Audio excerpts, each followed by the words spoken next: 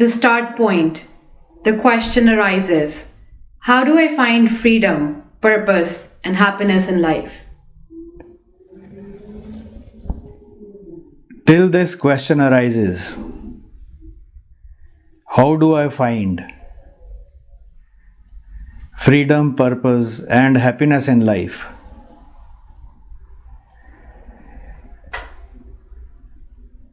The real process of the self does not begin. In the journey through creation,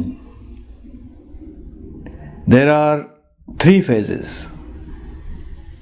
The self evolves through three phases, three stages. First stage is moving away from the source. And moving away from the source means the self is facing and moving in the opposite direction. The self in this phase of travel completely forgets about its source, and its reality is mind-centered. So the self grows by growing its knowledge and growing structures in the physical world. And the self at this stage does not accept that there is any reality beyond. The self is only aware of the outer reality.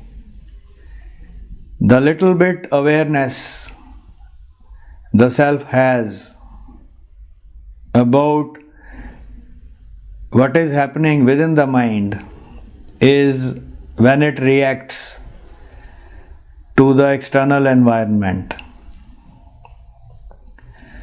So for a long time the self grows, gets result, can find purposes in the outer world. It feels meaningful, and the self can create the freedom it needs to live against all the challenges that life poses, or all the dangers that challenge the self. Occasionally, things are more powerful than the self. At such times, the self wants to relate with something in the beyond. God arose from such a need. After a long evolution in this phase, things stop working. The mind becomes overgrown, and like everything finite has to come to an end. When this phase is nearing its end, the self has acquired so much knowledge, created so many structures. Choices and decisions become very hard to make,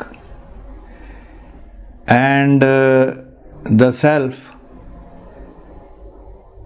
is no longer feeling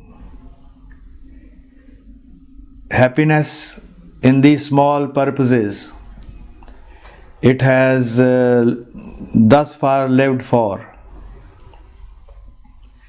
So disillusionment is setting in. But there is so much attachment with these inner and outer structures the self has created, from which it draws its identity, that the self is not prepared to shed it. So even if the self is feeling a lack of meaning, a lack of freedom in the structures the self has created, and lack of happiness, the self is not willing to look outside its known reality. Let me give an example of this kind of a thing in life. If you throw a ball up,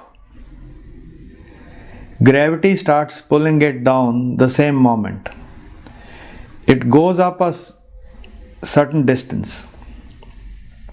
First it speeds up, then it starts slowing down because of the pull of gravity. At some point, it reaches its peak height.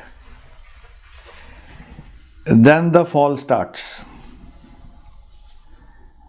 and it falls back to the ground. Life is also like this.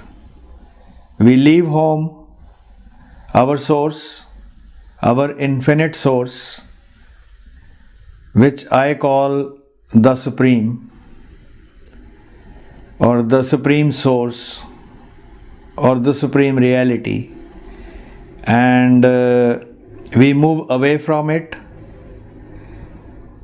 We have a consciousness which is centered within the mind, and not even within the mind, it is centered in the structures that we create in the outer world, in the physical world, and we take our identity from what we have created, and from the way we react to changes in the outside world. That's the self. Once this phase is working less and less, and disillusionment is setting in, the self at some point, for the first time, accepts the question or poses the question, how do I find meaning in life? How do I find freedom in life? How do I find happiness in life? This I call the start point. Start point of the journey homewards. Start point of awakening to reality. But it does not happen so easily. The self has felt that things are no longer working the same way, but there is a lot of resistance against changing to something different. The self wants to gain knowledge at this stage about what lies beyond the reality the self accepts, but is very reluctant to change. So this point is very important, and it can take several years, decades. And if you believe there are more than one lives, many lives. So it's a very flat spot. It's like the ball tossed up, comes to a stop, reverses direction, starts falling. But there it is a point in the travel of the self. It is a long period in which knowledge to free is required, and slowly pain grows in structures that are no longer working. So until the self opens up to change and to accepting there is some reality it does not know, nothing will happen. So wait for this point if this point hasn't come. And even if you don't wait, you read a book or someone speaks about reality to you, you will either debate it or you will for some time accept it and then leave it. Or even if you accept it little more, you do it very little. You don't do much to change anything or search. So this is where the self lives for a long, long time. This series is to help those people who have either entered this phase or have lived in this phase for some time, or have come to the point of futility where things are not working and there is no way to answer why all of a sudden things are no longer the same, why life is meaningless, why there is no happiness, and why after becoming more powerful you feel less free. Here, one more thing I want to say, because this is the first video in the series. When you watch these videos, it will help you in your process if you either like it or dislike it.